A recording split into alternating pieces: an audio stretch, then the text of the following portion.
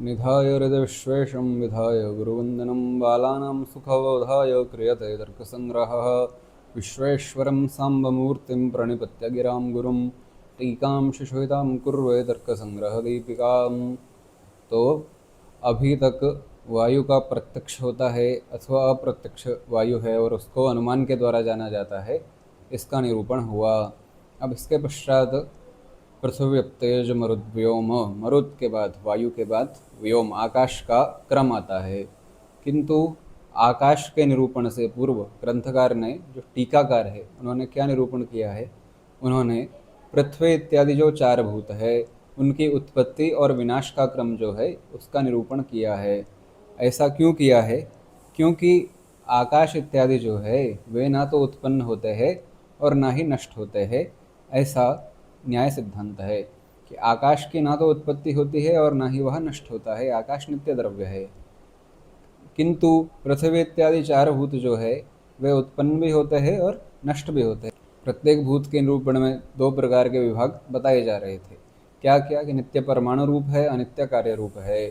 तो कार्य रूप पृथ्वी इत्यादि जो चार भूत है उनका नाश और उत्पत्ति का क्या क्रम है, यह आकाश के निरूपण से पहले बता रहे हैं। क्यों बता रहे हैं? क्योंकि आकाश इत्यादि की उत्पत्ति नहीं होती है, इस कारण। तो बता रहे हैं, इदानीं कार्यपृथिव्यादिचतुष्टयोस्योत्पत्तिः विनाशक्रमः कथ्यते। इदानीं कार्यपृथिव्यादिचतुष्टयस्य उत्पत्ति विनाशक्रमः कथ्यते। अब कार्य रूपी पृथ्वी जो है और पृथ्व्यादि चतुष्टय, पृथ्वी इत्यादि चतुष्टय का क्या तात्पर्य है? पृथ्वी जल तेज वायु, इनका क्या किया जा रहा है? उत्पत्ति विनाश क्रमः कथ्यते। इनकी उत्पत्ति और विनाश का क्रम कहा जा रहा है। कार्य रूप क्यों कहा? क्योंकि परमाणु रूप पृथ्वी जल तेज वायु जो है वे नित्य है। परमाणु जो होता है वह नित्य होता है। इस कारण कार्य रूप द्रव्य चतुष्टय ही अनित्य होते हैं। परमाणु रूप द्रव्य चतुष्टय पृथ्वी जल तेज वायु यह अनित्य नहीं होते हैं। तो इस कारण कार्य रूप पृथ्व्यादि चतुष्टय के, पृथ्वी जल तेज वायु के क्या किया जाएगा? उत्पत्ति विनाश के क्रम का निरूपण किया जाएगा। ईश्वरस्य चिकीर्षावशात् परमाणुषु क्रिया जायते, ततः परमाणुद्वय संयोगे सति द्वयणुकम् उत्पद्यते। त्रिभिर्द्वयणुकैस्त्रयणुकम् एवं चतुर्णुकात् क्रमेण महापृथ्वी महत्यापः महत्तेजो महान्वायुरुत्पद्यते। एवं उत्पन्नस्य कार्यद्रव्यस्य संजिहीर्षावशात् क्रियया। ठीक है, इसको यहीं तक पहले पहले उत्पत्ति का क्रम देखते हैं। ईश्वरस्य चिकीर्षावशात्, तो पहले उत्पत्ति का क्रम यहाँ पर देखते हैं। ईश्वरस्य चिकीर्षावशात्, ईश्वर जो है उसकी इच्छा, किस प्रकार की इच्छा? सृष्टि करने की इच्छा। सृष्टि करने की इच्छा क्यों है? क्यों? ईश्वर को तो किसी वस्तु की आवश्यकता है नहीं, वह आप्त काम है। आप्त काम का अर्थ है जिसका कोई प्रयोजन ना हो, पूर्ण काम जिसको बोलते हैं। ईश्वर को किसी वस्तु की आवश्यकता नहीं है, किंतु प्राणियों के कर्मों का फल जो है सुख दुख, उसके उपभोग के लिए तद अनुकूल सृष्टि की आवश्यकता होती है। इस कारण ईश्वर की इच्छावशात सृष्टि की उत्पत्ति होती है। कैसे होती है? परमाणु नित्य है तो परमाणु विद्यमान है। सृष्टि के आदिकाल में भी परमाणु विद्यमान है, तो सृष्टि आदि में परमाणु विद्यमान है। सृष्टि के आदि में ईश्वर की इच्छा से परमाणुओं में क्रिया उत्पन्न होती है। क्या होता है? जानाति इच्छति करोति। कोई व्यक्ति किसी वस्तु को जानता है, इच्छा करता है, उसके पश्चात प्रयत्न करता है, तो इच्छा से प्रयत्न उत्पन्न होता है। तो ईश्वर की इच्छा से कार्य उत्पन्न हो रहा है। कैसा कार्य उत्पन्न हो रहा है? परमाणु में जो संयोग है वह उत्पन्न हो रहा है। पूर्व में पदार्थ की उत्पत्ति का क्या क्रम था? कि पहले क्रिया होती है, क्रिया से विभाग होता है, विभाग से पूर्व देश संयोग का नाश होता है, पूर्व देश संयोग के नाश से उत्तर देश संयोग होता है, तत्पश्चात कार्योत्पत्ति होती है। यहाँ पर भी ईश्वर की इच्छा से क्रिया उत्पन्न हो रही है। किसमें क्रिया उत्पन्न हो रही है? परमाणुओं में क्रिया उत्पन्न हो रही है। तो परमाणुओं में क्रिया उत्पन्न होने के पश्चात क्या हो रहा है? परमाणु में क्रिया उत्पन्न हो रही है, क्रिया से विभाग उत्पन्न होगा, विभाग से क्या होगा? पूर्व देश संयोग का नाश होगा, पूर्व देश संयोग के नाश से क्या होगा? उत्तर देश संयोग होगा। ऐसा क्रम होता है। किंतु यहाँ पर क्या है? ततः परमाणुद्वय संयोगे सति द्वयणुकम उत्पद्यते। तो इस प्रकार क्रिया से क्या होता है? परमाणु द्वय का संयोग होता है। पर क्रिया से दो परमाणु मिल गए, उन दो परमाणुओं के संयोग से द्वयणुक का निर्माण होता है। उसके पश्चात त्रिभिर्द्वयोणुकैस्त्रयोणुकम, इस प्रकार जो 3 द्वयोणुक है, 2 परमाणुओं से मिलकर के एक द्वयोणुक बना है, उसके पश्चात 3 द्वयोणुक से मिलकर के एक त्रणुक बनता है। इसके पश्चात चतुर्णुक इत्यादि का निर्माण होता है। तो परमाणु से द्वयोणुक बना, 3 द्वयोणुकों से एक त्रिणुक बना, इसके पश्चात 4 त्रिणुकों से एक चतुर्णुक बनेगा। इस प्रकार आगे आगे क्रम में यह सब बनता जाता है। उसके पश्चात चतुर्णुकादिक्रमेण महापृथ्वी महत्यावः महत्तेजो महान वायुरुत्पद्यते। इस प्रकार पृथ्वी इत्यादि के जो परमाणु है, तो पृथ्वी के परमाणुओं से द्वयोणुक त्रिणुक इत्यादि के क्रम से महान पृथ्वी की उत्पत्ति होती है, महत पृथ्वी। ऐसे ही जल के परमाणु से महत्यावः महत जल की उत्पत्ति होती है। इस प्रकार से सृष्टि का क्रम बता रहे हैं। एवं, अब इसको बाद में विस्तार से बताएंगे, अभी विनाश का क्रम जितना ग्रंथ में लिखा है पहले उतना देख लेते हैं। एवं उत्पन्नस्य कार्यद्रव्यस्य संजहीर्षावशात् क्रियया परमाणुद्वय विभागे सति द्वणुकनाशः। अब विनाश कैसे होता है? एवं उत्पन्न द्रव्यस्य कार्यद्रव्यस्य संजहीर्षावशात् क्रियया परमाणुद्वय विभागे सति द्वणुकनाशः। समवायी कारणनाशात् त्रणुकनाश इति संप्रदायः।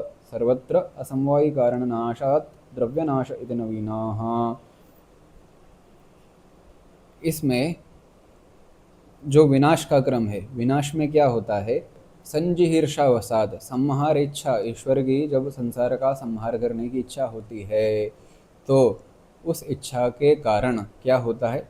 फिर से दोबारा से परमाणुओं में क्रिया उत्पन्न होगी। परमाणुओं में क्रिया उत्पन्न होगी तो क्रिया से फिर क्या उत्पन्न होगा? क्रिया से तत्पश्चात विभाग उत्पन्न होगा। परमाणुओं में विभाग उत्पन्न हो गया, विभाग के उत्पन्न होने से क्या होगा? द्वणुक इत्यादि का नाश हो जाएगा, क्योंकि द्वणुक परमाणुओं के संयुक्त होने से बने हैं, तो वहाँ पर विभाग हो जाएगा। विभाग उत्पन्न होने से द्वणुक इत्यादि का विभाग हो जाएगा, इसे त्रिणुक इत्यादि का भी विभाग हो जाएगा। इस प्रकार से क्रम क्रम से पृथ्वी इत्यादि का सबका विभाग होकर के नाश हो जाएगा, क्योंकि उनके अवयवों का विभाग हो चुका है। तो यही करे, परमाणु द्वय विभागे सति द्वणुक नाशः। परमाणु द्वय के विभाग से, 2 परमाणु है उनसे द्वणुक बना है, उनका विभाग हो गया तो द्वणुक का नाश हो गया। ऐसे 3 द्वणुक से एक त्रिणुक बना है, उसका द्वणुक का नाश हो गया तो त्रिणुक का भी नाश हो गया। तो ऐसे सारे ही जितने भी भूत बने हैं, संसार बना है, कार्य जगत है, सबका ही नाश हो जाता है परमाणुओं में क्रिया के कारण। हाँ, समवाय कारण नाशात त्रिणुक नाश इति संप्रदाय। त्रिणुक तक तो जो होता है वह समवाय कारण के नाश से ही त्रिणुक नाश तक के नाश होते हैं। कैसे यहाँ पर मानना है? यदि द्वणुक का नाश समवायी कारण के नाश से मानते हैं, तो द्वणुक का समवायी कारण परमाणु है, तो समवायी कारण के नाश से द्वणुक का नाश मानते हैं तो परमाणु का नाश मानना पड़ेगा। तो ऐसे नहीं होता, तो द्वणुक का नाश असमवायी कारण से होता है। वहाँ पर असमवायी कारण कौन है? परमाणु द्वय का संयोग असमवायी कारण है। तो संयोग के नाश से द्वणुक का नाश होता है, और द्वणुक से आगे जितने भी है उनका नाश कैसे होता है? उनका नाश समवायी कारण के नाश से होता है। तणुक का समवायी कारण द्वणुक है, चतुरणुक का समवायी कारण त्रिणुक है। तो तणुक समवायी कारण है चतुरणुक का, उसका नाश हो गया तो चतुरणुक का नाश हो जाता है। द्वणुक समवायी कारण है त्रिणुक का, द्वणुक का नाश हो गया तो त्रिणुक का नाश भी हो जाता है। तो त्रिणुक तक जो द्रव्य है, कार्य द्रव्य, उनका नाश समवायी कारण के नाश से होता है। जैसे मिट्टी का नाश हो गया तो घट का नाश हो जाता है, ऐसे ही द्वणुक इत्यादि तक जो कार्य द्रव्य है, द्वणुक का नाश तो कैसे होता है? असमवायी कारण जो परमाणु द्वय का संयोग है उसके नाश से। तो त्रिणुक इत्यादि तक जो नाश होता है वह समवायी कारण के नाश से होता है। इति प्रांचाः। अब नवीनाः क्या है? नवीन नए क्या कहते हैं? सर्वत्र असमवायी कारण नाशात द्रव्य नाश इति नवीनाः। सभी स्थानों पर असमवायी कारण के नाश से ही द्रव्य का नाश होता है, ऐसा नवीन नव्य न्यायिकों का मत है। कैसे होता है कि जैसे परमाणु द्वय के संयोग से जो है वह द्वणुक का नाश हो रहा है, ऐसे ही 3 जो द्वणुक है उनके संयोग के नाश से त्रिणुक का नाश मान लेंगे। ऐसे ही असमवायी कारण के नाश से ही क्या होता है? प्रत्येक स्थान पर द्रव्य का नाश होता है, ऐसा मान लेना चाहिए। अब किम पुनः परमाणु सद्भावे प्रमाणम। परमाणुओं के सद्भाव में, सद्भाव का अर्थ है परमाणु होते भी है, इसमें प्रमाण क्या है? परमाणुओं का अस्तित्व है अथवा नहीं, ऐसा क्यों मानना चाहिए? तो परमाणु सद्भावे किम प्रमाणम, अब उसमें प्रमाण दिखा रहे हैं। उच्यते जाल सूर्य मरीचस्थम सूक्ष्मतमं यदृश्यते रजः तत्सवयवं चाक्षुषद्रव्यत्वात् पटवत् उच्यते। जाल सूर्य मरीचिस्थम। खिड़की का उदाहरण ले लीजिए। खिड़की में जो जाल होता है उससे जब सूर्य की किरण आ रही हो तो उस सूर्य की किरण में क्या होता है, कणों की अनुभूति होती है कि इस प्रकार छोटे छोटे, बहुत छोटे छोटे कण वहाँ पर विद्यमान है। तो जाल सूर्य मरीच स्थम कणम सावयवम, तो क्या प्रतीति होती है, तो जाल इत्यादि में सूर्य की किरणों के पड़ने पर कण दृश्यमान हो रहे हैं, वे क्या हैं, सावयव हैं। सावयव का अर्थ है अवयव से युक्त है। क्यों अवयवों से युक्त है, चाक्षुष द्रव्यत्वात्, क्योंकि वे चाक्षुष द्रव्य है। पटवत, जैसे पट वस्त्र अवयवों से युक्त है ना, वस्त्र भी चाक्षुष द्रव्य है, इसका आंखों से प्रत्यक्ष होता है, तो यह किन्हीं न किन्हीं अवयवों से बना होगा। ऐसा कोई चाक्षुष द्रव्य नहीं होता जो किसी अवयव से ना बना हो। तो जो जाल इत्यादि में सूर्य की किरणों में प्रतीत होने वाले कण है वे सावयव है, अर्थात अवयवों से बने हैं। क्यों अवयवों से बने हैं, क्योंकि वे चाक्षुष द्रव्य है। ठीक है, वे अवयवों से बने हैं। त्रणुकावयवोपि सावयवः महदारंभकत्वात् तंतुवत्। उनको जाल सूर्य मरीचिस्थ जो कण है उनको क्या बोलते हैं, उनको त्रणुक कहते हैं। अभी तक क्या सिद्ध हुआ, त्रणुक जो है वे सावयव है। क्यों सावयव है, क्योंकि वे क्या है, चाक्षुष द्रव्य है। त्रणुक सावयव है ना, जिस द्रव्य का चाक्षुष प्रत्यक्ष होता है उसको महद द्रव्य कहते हैं। अब त्रणुकावयवोपि सावयवः महदारंभकत्वात् तंतुवत्। अब क्या कह रहे हैं, त्रणुक में तो सावयवत्व की सिद्धि हो गई, किंतु त्रणुक के जो अवयव है कौन है, द्वणुक त्रणुक के अवयव है, तो वे भी सावयव है। त्रणुक के अवयव भी सावयव है, अर्थात द्वणुक भी सावयव है, अवयवों से युक्त है। क्यों, महदारंभकत्वात्। महद द्रव्यारंभकत्वात् भी कह सकते हैं, महदारंभकत्वात् भी कह सकते हैं, क्योंकि वे महद द्रव्य को उत्पन्न करते हैं। महद द्रव्य को उत्पन्न करते हैं का मतलब चक्षु से गृहीत होने वाले द्रव्य को उत्पन्न करते हैं। उदाहरण क्या दिया, तंतुवत, जैसे क्या कहा, तंतुवत जैसे रेशे है। वस्त्र चाक्षुष प्रत्यक्ष वस्त्र का होता है, तो इस चाक्षुष प्रत्यक्ष जो महत वस्त्र है, महत पट है, इसकी उत्पत्ति रेशे से हो रही है, तो रेशे भी जो तंतु है वे भी सावयव है। तो ऐसे ही जो त्रणुक है, जाल सूर्य मरीच स्तंभ जो दिख रहा है वह सावयव है, आँखों से दिखता है, तो उसकी उत्पत्ति जिस द्रव्य से हो रही है, द्वणुक से हो रही है, उसे भी सावयव होना चाहिए। तो जो ऐसे परिमाण से युक्त द्रव्य की उत्पत्ति करता है, कैसे परिमाण से युक्त द्रव्य की उत्पत्ति करता है, जिसका चाक्षुष प्रत्यक्ष होता है, तो वह भी सावयव ही होता है। तो त्रणुक सावयव सिद्ध हुआ, क्यों, क्योंकि उसका चाक्षुष प्रत्यक्ष होता है। द्वणुक सावयव सिद्ध हुआ, क्यों, क्योंकि वह महदारंभक द्रव्य को उत्पन्न करता है। द्वणुक जो है वह सावयव सिद्ध हो चुका है। अब कौन बचा, द्वणुक के अवयव कौन है, परमाणु ही द्वणुक के अवयव होंगे, तो सिद्ध होता है कि द्वणुक के अवयव परमाणु ही है। इस प्रकार से अब यहाँ पर एक शंका आ रही है, यो, हाँ ये बोल दिया ना, यो द्वणुकावयवः स एव परमाणु। जो द्वणुक का अवयव है वह ही परमाणु कहलाता है। तो इस प्रकार से परमाणु की सिद्धि होती है। सच नित्यः कार्यत्वेन अनवस्था प्रसंगात। वह जो है कौन, परमाणु जो है वह नित्य है। यदि वह अनित्य होगा तो वह कार्यकोटि में आ जाएगा। जो जो कार्य होता है वह अनित्य होता है, किंतु परमाणु नित्य है। यदि वह कार्यकोटि में आता है, अनित्य होता है परमाणु, तो क्या होगा, अनवस्था प्रसंगात। अनवस्था प्रसंग क्यों होगा, वह कार्य है, वह भी न किसी से उत्पन्न हुआ होगा। इस प्रकार से पीछे पीछे जा करके अनवस्था हो जाएगी कि कहीं पर भी अवयव धारा नहीं रुकेगी। अवयव धारा नहीं रुकेगी का क्या तात्पर्य है कि यही अंतिम अवयव है, ऐसा हम कहीं पर नहीं कह सकेंगे। तथा सति मेरु सर्षपयोरपि तुल्य परिमाणापत्तये है। यदि परमाणु का अस्तित्व स्वीकार नहीं करते हैं तो मेरु सर्षपयो, मेरु, मेरु का अर्थ है पर्वत और सर्षप का अर्थ है सरसों, सरसों का एक दाना है और पर्वत है। तो ऐसे में परमाणु को स्वीकार ना करने पर क्या होगा, परमाणु को स्वीकार ना करने पर यह होगा कि मेरु और सर्षप, पर्वत और सरसों का दाना, इन दोनों को ही समान परिमाण का होना चाहिए। आप लोग बोलेंगे ऐसा क्यों, इसलिए कि अवयव धारा हम परमाणु पर रुकती है यदि ऐसा नहीं मानते हैं कि परमाणु नामक कोई पदार्थ है जो निरवयव है, उससे छोटा परिमाण वाला कुछ है नहीं। यदि ऐसा नहीं मानते हैं, ऐसा मानते हैं कि परमाणु भी सावयव है, परमाणुओं पर यदि अवयव धारा नहीं रुकती है तो क्या समस्या आएगी?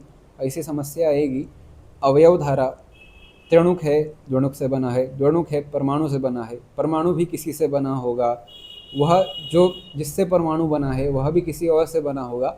इस प्रकार से कितना है, प्रत्येक उसमें अनंत अवयवों से एक की उत्पत्ति हो रही है। किसी भी पदार्थ की उत्पत्ति अनंत अवयवों से हो रही है। अवयव धारा रुकेगी नहीं तो प्रत्येक पदार्थ में कितने अवयव है? अनंत अवयव है। यदि परमाणुओं पर अवयव धारा की विश्रांति नहीं मानते हैं तो प्रत्येक पदार्थ है अनंत अवयवों से मिलकर के बना है।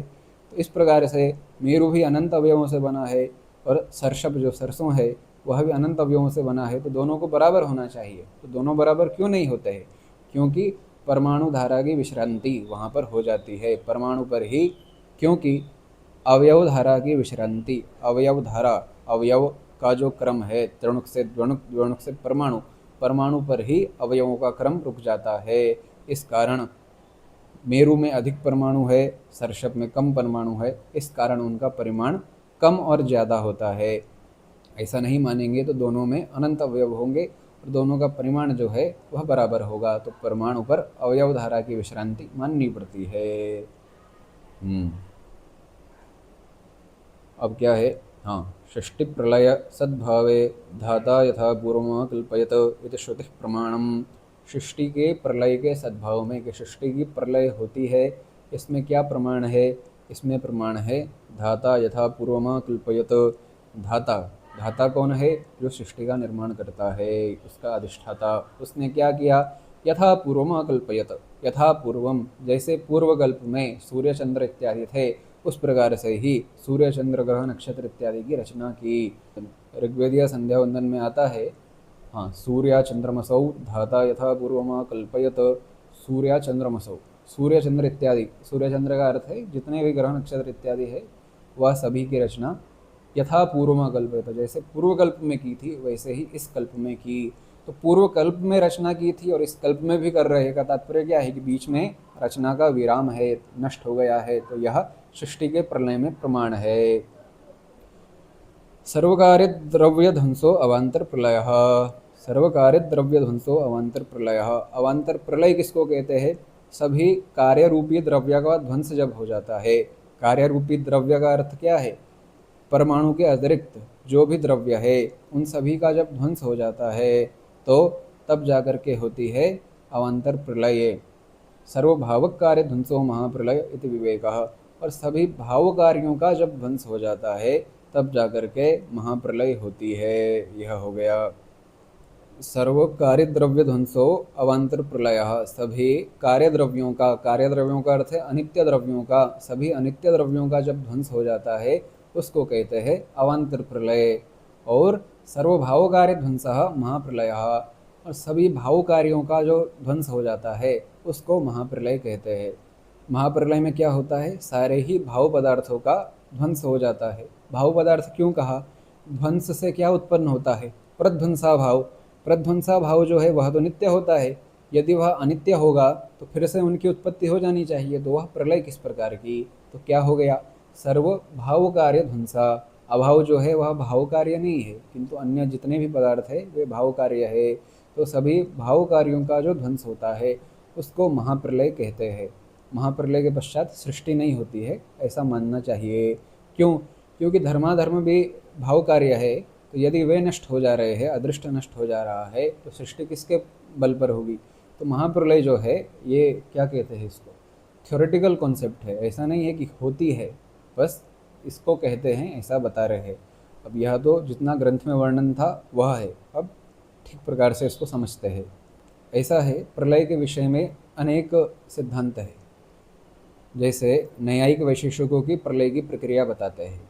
नैयायिक वैशेषिक कैसे प्रलय मानते हैं? प्रशस्तपाद भाष्य है वैशेषिक दर्शन का, पदार्थ धर्म संग्रह नाम से। उसमें ऐसी प्रक्रिया बताई गई है कि अनेक बार जन्म मृत्यु ग्रहण करे हुए जीवों के दुख को देख करके ईश्वर क्या करता है? उन्हें इस प्रकार के दुख से विश्राम देने के लिए सृष्टि के संहार की इच्छा करता है। ठीक है, तो जैसे ही ईश्वर सृष्टि के संहार की इच्छा करता है तो वो कहते हैं अदृष्ट का वृत्ति निरोध हो जाता है। अदृष्ट के बल पर ही सृष्टि की उत्पत्ति होती है। धर्म अधर्म के आचरण से आत्मा में अदृष्ट उत्पन्न होता है, उस अदृष्ट के आधार पर ही व्यक्ति को फल उपभोग होना होता है। तो अदृष्ट के आधार पर ही जगत की सृष्टि होती है। कैसे? जैसे मान लीजिए किसी व्यक्ति को ईश्वर ने उत्पन्न करना है, तो मात्र व्यक्ति को उत्पन्न करने से नहीं होगा। क्या होगा? उसके अदृष्ट के अनुसार, उसके पूर्व जन्मकृत धर्माधर्म के फलस्वरूप उसको इस जन्म में जो उपभोग करना है, धन इत्यादि का, भोजन इत्यादि का, जितने भी प्रकार का सुख दुख का उसको उपभोग करना है, तो उससे संबंधित सामग्री भी उत्पन्न होनी चाहिए। तो जगत की उत्पत्ति क्यों होती है? प्राणियों के अदृष्ट से उनको जो भोग करना है उसके लिए ही, उसके कारण ही, अदृष्ट के कारण ही जगत की उत्पत्ति होती है। तो जब ईश्वर की सृष्टि संहार की इच्छा होती है, ऐसे समय में जो अदृष्ट है उनकी वृत्ति का निरोध हो जाता है। वृत्ति का निरोध होने का तात्पर्य है अदृष्ट आगे अपना कार्य करना बंद कर देते हैं। अदृष्ट नष्ट नहीं होते हैं, वे अपना कार्य करना बंद कर देते हैं। अदृष्ट अपना कार्य रोक देते हैं। अदृष्ट अपना कार्य रोक देंगे तो आगे सृष्टि की उत्पत्ति नहीं हो सकेगी। इस प्रकार से अदृष्ट का पहले वृत्ति निरोध होता है। फिर क्या होता है? फिर परमाणुओं में क्रिया की उत्पत्ति होती है। परमाणुओं में क्रिया की उत्पत्ति से क्या होगा? विभाग उत्पन्न होगा। परमाणुओं में क्रिया की उत्पत्ति से विभाग होगा। उस विभाग से क्या होगा? पहले द्वणुक का नाश होगा, फिर त्रिणुक का नाश होगा, ऐसे कर करके पृथ्वी इत्यादि का नाश होगा। तो ऐसे क्रम में प्रलय होती है। यहाँ पर यह ध्यान देने की आवश्यकता है कि ऐसी प्रलय में कष्ट इत्यादि की अनुभूति नहीं होती है। क्यों नहीं होती है? पार्थिव परमाणु है, पार्थिव परमाणु का विभाग हो गया तो द्वणुक का नाश हो गया, त्रिणुक का नाश हो गया, पृथ्वी इत्यादि का नाश हो गया। तो जैसे ही दुख इत्यादि का अनुभव क्यों नहीं होगा? हमारा शरीर भी पार्थिव ही है। हमारा सुख दुख के अनुभव के लिए मस्तिष्क इत्यादि का होना जरूरी है कि नहीं है? तो वह भी पार्थिव पदार्थ है। तो समय ही नहीं मिलेगा, समय ही नहीं लगेगा सुख दुख इत्यादि का अनुभव करने के लिए। तो प्रलय में सुख दुख इत्यादि का अनुभव नहीं होता है। जैसा टीवी वगैरह में दिखाते हैं, कहानियाँ सुनाते हैं कि ऊपर से पहाड़ गिर रहे हैं, आग गिर रही है, तो प्रलय नहीं होती है। प्रलय होती है कैसे?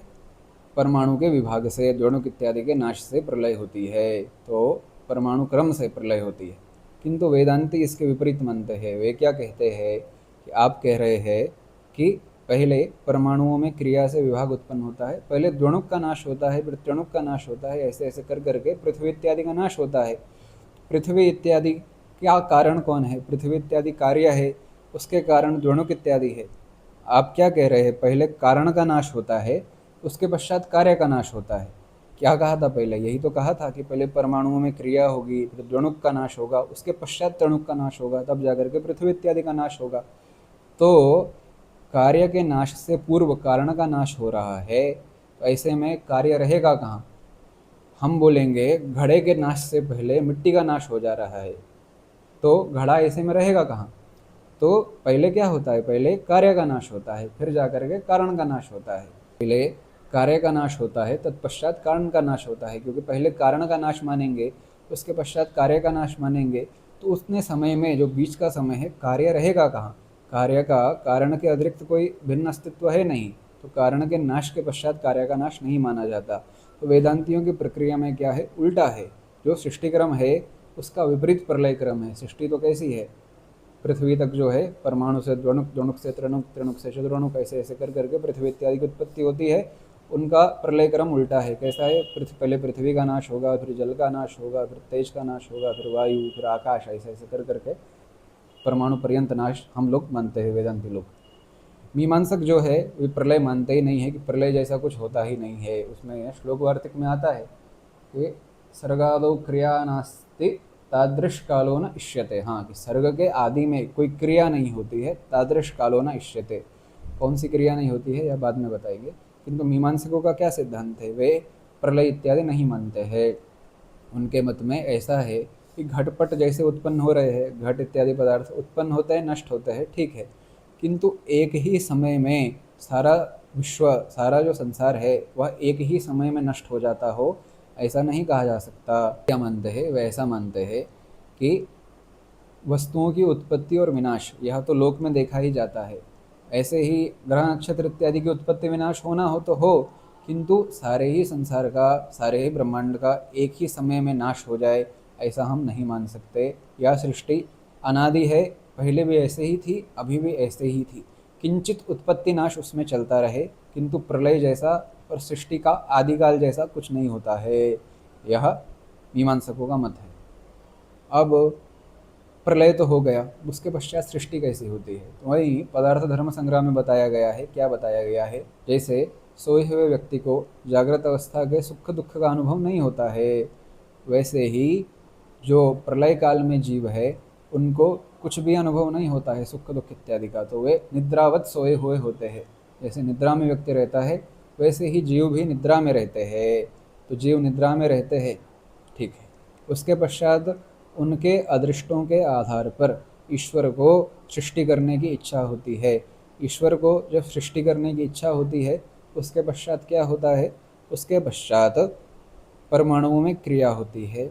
उस क्रिया से परमाणु द्वय का संयोग होता है। परमाणु द्वय के संयोग से द्वणुक की उत्पत्ति होती है, फिर त्रणुक की उत्पत्ति होती है। तो सबसे पहले क्या होगा? सबसे पहले वायु के परमाणुओं में क्रिया होगी। वायु के परमाणुओं में क्रिया उत्पन्न हुई तो वहाँ पर क्या होगा? महत वायु की उत्पत्ति हो जाएगी ब्रह्मांड में। ऐसे ही क्या होगा? वायु के पश्चात तेज के परमाणुओं में क्रिया होगी, क्योंकि बिना वायु के अग्नि का अस्तित्व है नहीं। तो उसके पश्चात तेज के परमाणुओं में क्रिया होगी, परमाणुओं से द्वणुक बनेगा, द्वणुक से त्रणुक बनेगा, उसके पश्चात महत तेज की उत्पत्ति होगी। उसके पश्चात जल के परमाणुओं में क्रिया होगी, जल के परमाणुओं में क्रिया होगी, जल के परमाणुओं में क्रिया के पश्चात वही द्वणुक त्रणुक के क्रम से महत जल की उत्पत्ति होगी और वह जल व्याप्त रहेगा, ऐसा न्यायिक कहते हैं। और उस जल में ही पृथ्वी इत्यादि के परमाणुओं में क्रिया होकर के उस जल में क्या होता है? एक पिंड जिसको हिरण्यगर्भ बोलते हैं, तो वह उससे ब्रह्मा की उत्पत्ति होती है। ब्रह्मा का शरीर भी पार्थिव है, तो ऐसे में ब्रह्मा की उत्पत्ति होती है और वह सृष्टि का निर्माण करते हैं। तो ऐसे चार भूतों की उत्पत्ति हो गई। उसके पश्चात उस जल राशि में पार्थिव पदार्थों की उत्पत्ति, ब्रह्मा की उत्पत्ति होती है, और ब्रह्मा जो है वह ईश्वर इच्छा से आगे के सभी पदार्थों की सृष्टि करते हैं। ब्रह्मा कौन है? ब्रह्मा जीव कोटि के हैं, ईश्वर कोटि के नहीं है। ब्रह्मा प्रत्येक कल्प में भिन्न भिन्न होते हैं। जैसे विष्णु, रुद्र, देवी, गणपति और सूर्य, ये प्रत्येक कल्प में भिन्न भिन्न नहीं है, यह एक ही है। किंतु ब्रह्मा जो है वह प्रत्येक कल्प में भिन्न होता है। जिस व्यक्ति का अभी ब्रह्म साक्षात्कार हो गया, जिस व्यक्ति को ब्रह्म साक्षात्कार हो चुका है, किंतु उसका कुछ प्रारब्ध शेष है। कैसा प्रारब्ध शेष है? कि उसको जगत की सृष्टि करनी है, ऐसा प्रारब्ध जिसका शेष है, तो वही ब्रह्मा बनता है। कि उसका ब्रह्म साक्षात्कार तो हो चुका है, किंतु अब उसे जगत की सृष्टि करनी है, ऐसा प्रारब्ध जिसका शेष है, वह जाकर के ब्रह्मा बनता है।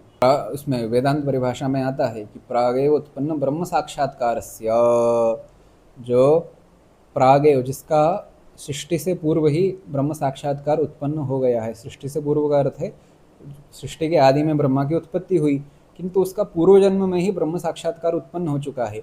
अब प्रश्न होगा, ब्रह्म साक्षात्कार उत्पन्न हो गया तो जन्म कैसे हो रहा है, उत्पत्ति कैसे हो रही है? तो उसका उत्तर यह है कि उसका ब्रह्म साक्षात्कार तो हो गया, प्रारब्ध कर्म जब तक शेष है तब तक शरीर का अस्तित्व रहता है। तो ब्रह्मा का जगत सृष्टि रूपी प्रारब्ध कर्म शेष है कि इस व्यक्ति को एक बार जगत की सृष्टि करनी है। ऐसा प्रारब्ध कर्म जिसका शेष है वह ब्रह्मा का, उसको पद मिलता है। तो ऐसे में क्या सिद्ध हो रहा है? उसको, वह मुक्त है, तो उसमें विषमता नहीं है कि हाँ इसको ठीक फल देता हूँ, इसको खराब फल देता हूँ। वह व्यक्ति का जैसा धर्माधर्म है उसके अनुसार ही फल देता है। तो यह हो गया ब्रह्मा की उत्पत्ति। उसके पश्चात ब्रह्मा से सृष्टि की उत्पत्ति होती है भिन्न भिन्न क्रम से। सृष्टि भी दो प्रकार की है, एक तो मनुष्य इत्यादि की जो उत्पत्ति हो रही है गर्भ इत्यादि से, तो उनको पूर्व जन्म इत्यादि का स्मरण नहीं रहता, तो उनको पूर्व कल्प का स्मरण कैसे रहेगा?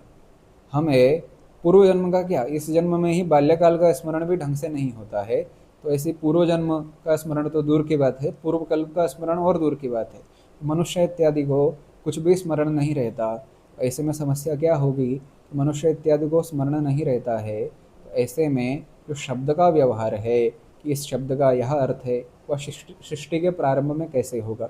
सृष्टि के प्रारंभ में शब्द इत्यादि का व्यवहार कैसे लोग करेंगे, ऐसी शंका हो सकती है। तो इसका क्या उत्तर है?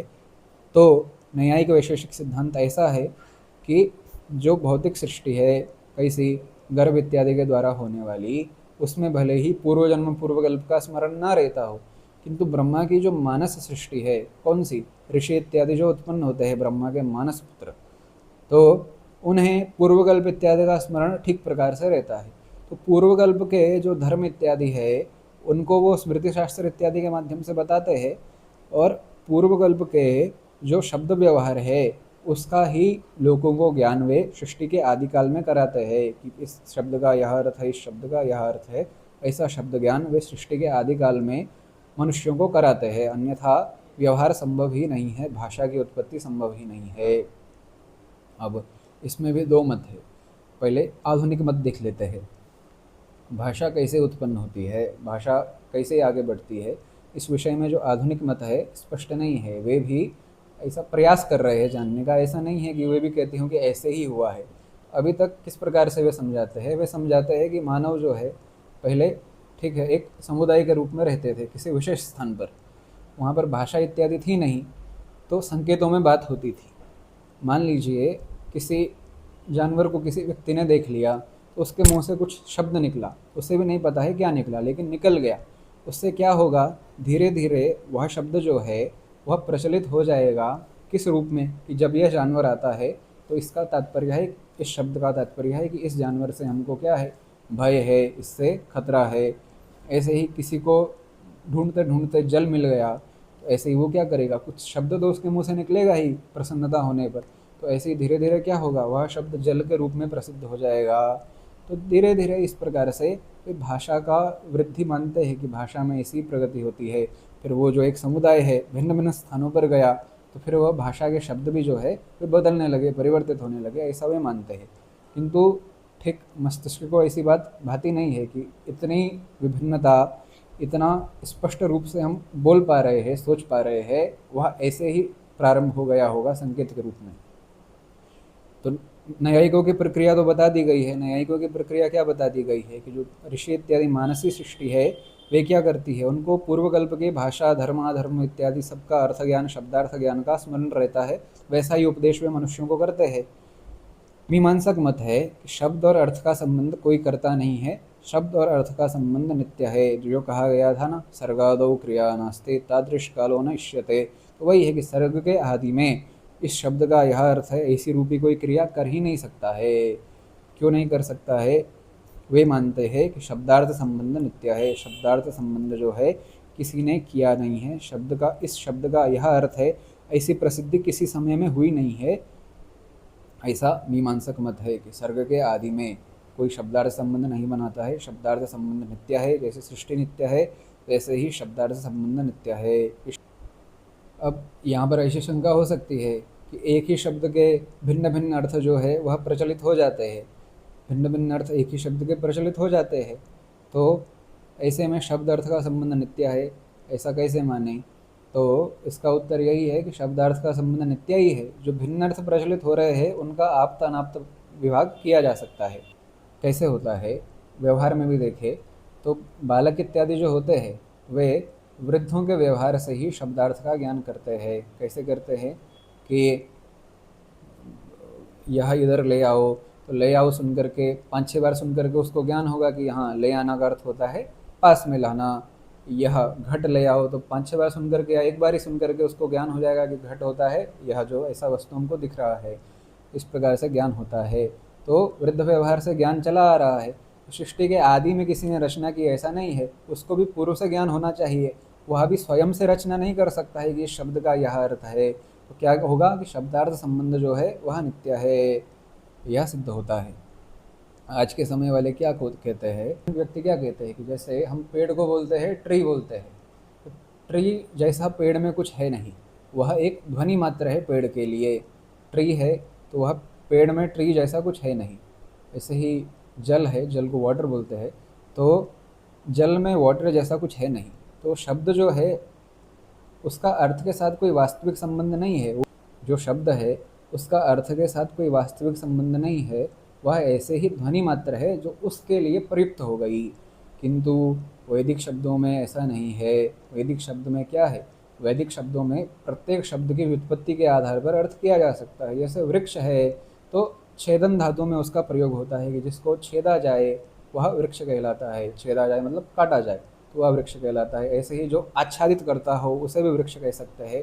संस्कृत में ऐसा नहीं है। संस्कृत में शब्द और अर्थ का संबंध कुछ ना कुछ है। ऐसा नहीं है कि जैसे ट्री का अर्थ पेड़ है तो पेड़ में ट्री जैसा कुछ होता नहीं है, नहीं, लेकिन वृक्ष में वृक्ष जैसा कुछ होता है, जल में जल जैसा कुछ होता है, हृदय में हृदय जैसा कुछ होता है। हृदय की व्युत्पत्ति तो उपनिषदों में ही बताई गई है। तो हमारे जो शब्द है वे व्युत्पत्ति लभ्य है, उनका व्युत्पत्ति से ज्ञान हो जाता है कि क्या। जैसे अपत्यम का परसों अर्थ बताया गया था पूर्व की कक्षा में, क्या कहा था, न पतंति पितरो अनेन। तो पुत्र इत्यादि को अपत्य ऐसे ही नहीं कहा जाता है, उसका कुछ ना कुछ उससे संबंध है। तो यह हो गया भाषा के विषय में। तो प्रलय हो गई, सृष्टि हो गई। अब प्रलय भी बहुत प्रकार की होती है। नित्य प्रलय, नैमित्तिक प्रलय, प्राकृत प्रलय, आत्यंतिक प्रलय, चार प्रकार की प्रलय होती है। नित्य प्रलय जो है सुषुप्ति, जो गहरी नींद आ गई वही नित्य प्रलय है। प्राकृत प्रलय क्या होती है, प्राकृत प्रलय होती है जब ब्रह्मा के 100 वर्ष बीत जाएं, जब ब्रह्मा के 100 वर्ष बीत जाएं तब जा कर के जो सभी लोगों का प्रलय होता है उसे प्राकृत प्रलय कहते हैं। लोगों को लगता है कि जो ये बोलते हैं ना 4 अरब 32 करोड़ वर्ष का एक कल्प होता है, उतने में ही संपूर्ण प्रलय होता है। ऐसा नहीं है। ब्रह्मा के 100 वर्ष पूर्ण होने पर क्या होता है, तब जा कर के पूर्ण प्रलय होता है, प्राकृत प्रलय। उसके पश्चात भी सृष्टि होती है, पर एक ब्रह्मा का जितना काल है उसके पश्चात जो है वह प्राकृत प्रलय होता है। ये क्या, हाँ, पुराण में वचन भी था, द्विपरार्धित्वतिक्रांते ब्रह्मण परमेष्ठिनः ततः प्रकृतयो सप्त कल्प्यन्ते प्रलयाय ही। इस प्रकार से द्विपरार्ध है। द्विपरार्ध का अर्थ है 100 वर्ष की आयु हो जाने पर किसकी, ब्रह्मण परमेष्ठिना, ब्रह्मा की क्या होता है, प्रकृतया सप्त कल्प्यन्ते प्रलयाय ही, सप्त प्रकृतियों का प्रलय हो जाता है। कैसे, ब्रह्मा के एक दिन में 1000 चतुर्युग होते हैं। तो 1000 चतुर्युग जो है, ब्रह्मा के एक दिन में 1000 चतुर्युग होते हैं। ऐसे ही एक रात्रि में भी उतना ही समय बीतता है। तो एक दिन एक रात्रि में 2000 चतुर्युग हो गए। इस प्रकार से 100 वर्ष का हिसाब लगाएंगे तो कितना जा रहा है देखते हैं। हाँ, कितना हो रहा है, ब्रह्मा के 100 वर्ष में होते हैं कितने, 3 के आगे यदि 14 जीरो लगाए तब जा करके ब्रह्मा के 100 वर्ष पूरे हो रहे हैं। तो कितना, 315 ट्रिलियन। तो इतने वर्ष पश्चात जो है वह क्या होता है, पूर्ण प्रलय होता है।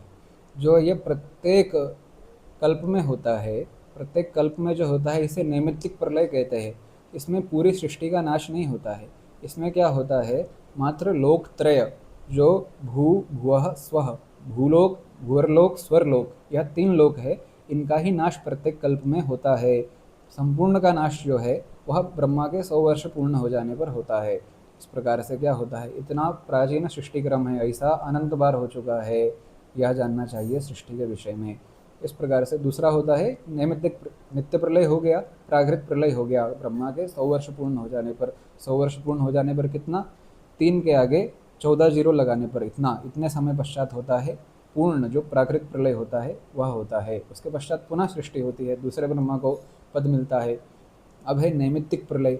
नैमित्तिक प्रलय क्या होता है, नैमित्तिक प्रलय होता है जो प्रत्येक कल्प में होता है, वह सभी को ज्ञात है ही। उसमें भू भुवः स्व, भूर्लोक भूवर्लोक स्वर्लोक यह नष्ट होते हैं।